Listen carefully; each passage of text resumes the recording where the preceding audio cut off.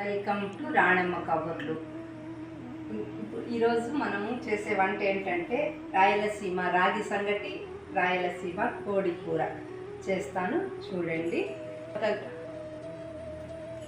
ఒక గ్లాసు బియ్యం అనుకోండి, 5 గ్లాసులు నీళ్లు పోసుకోండి.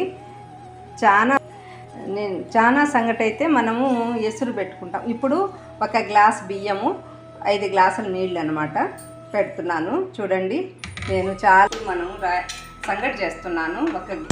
చెప్పాను కదా, చూడండి. ఇట్లా మామూలుగా నేనైతే చిన్న వయసులో సంగటి చేసేదాన్ని. 30 ముద్దలు ఏరుశనగ దవ్వడానికి మనుషులు వస్తుంటే పనివాళ్ళు 30 ముద్దలు 40 ముద్దలు 30 ముద్దలు సంగటి చేసేదాన్ని నేను.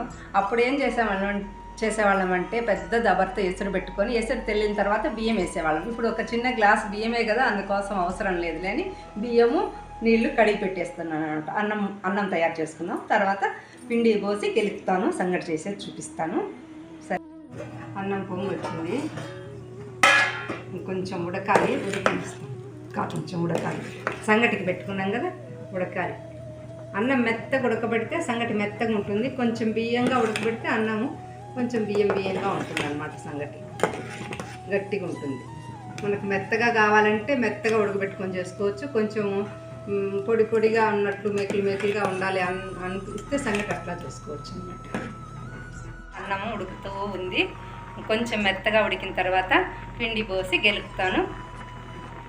ఏమో చూద్దాము. సంగటి బాగా ఒదుగుతుందండి. ఒక గ్లాసు బియ్యం వేస్తే ఇద్దరు తినేది 3 తినచ్చు. సంగటి 3 తినచ్చు అనమాట. ఉడికింది.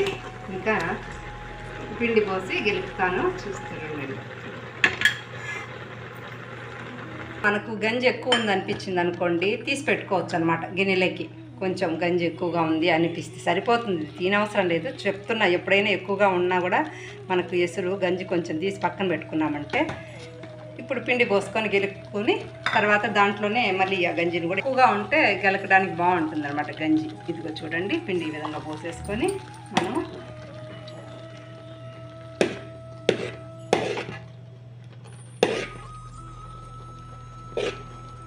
గెలికేటప్పుడు ఒకే ఇదిలో గెలకాలన్నమాట. ఇటు అటు తిప్పకుండా ఇట్లా గెలుపుకుంటూ వస్తే ఒకే డైరెక్షన్లో గెలుపుకోవాలి. అప్పుడు ఉండగట్టదన్నమాట, ఎసురు పడుతుంది. ఇప్పుడు తీసి పెట్టుకున్నాం కదా, ఇది పోసేస్తాం. బాగా కలిసిపోయింది కదా, ఈ విధంగా పెట్టేసి మళ్ళీ కూడా కొంచెం మనకు నీళ్ళు కావాలనుకుంటే కూడా వేడి నీళ్ళు తక్కువ ఉంటే వేడి నీళ్ళు కొంచెం పెట్టి ఇట్లా పోసేయచ్చు. ఒక చిన్న గ్లాసు. ఎసురు ఎక్కువ ఉన్నా కూడా ఉంచుకొని ఉండి అయినా పోయచ్చు అనమాట. ఇది ఇలా కొంతసేపు ఆవటిల్లినేటట్టు పెట్టేసేయాలన్నమాట. చూడండి, మన సంకట కట్టైనా అస్తమైన ఎట్టు పెట్టి ఇటు పెట్టేయచ్చు. ఇలా పెట్టాలి. సంగటి ముద్దలు ఎలా చేస్తానో చూడండి. ముద్దలు చేసి చూపిస్తాను. ఇట్లా నీళ్ళు అద్దుకోవాలి మనము. అప్పుడంటే మూకట్లు ఉండేవన్నమాట, మట్టి మూకుళ్ళు. వాటిలో చేసేవాళ్ళము. ఇప్పుడు ఇలాగే, ఇప్పుడు మట్టి పాత్రలు వాడడం లేదు కదా మేము. ఇప్పుడు చూడండి ఎంత బాగా వచ్చిందో చూడండి. సంగటి ముద్ద ముద్ద ముద్ద ఇట్లా అనుకొని నీళ్ళతో తడుపుకోవాలండి. ఇట్లా నీళ్ళతో తడుపుకొని చెయ్యి. ఈ విధంగా నీళ్ళతో తడుపుకొని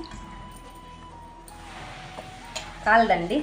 ఇట్లా తడి చెయ్యి కదా మంది, అందుకోసం కాలదన్నమాట. ఇలా సంగటి ముద్దని బాగా ఇట్లా చేసుకొని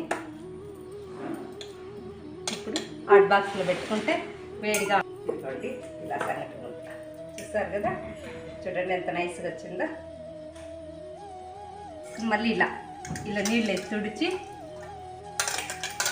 ఇట్లే ఉంటే నీళ్ళు తడపకపోతే ముద్ద అతుక్కోబోతుంది అనమాట. ఇంకొక ముద్ద చేసేటప్పటికి ఈ విధంగా తడిపి నీళ్ళతో ఇట్లా కడిగేసి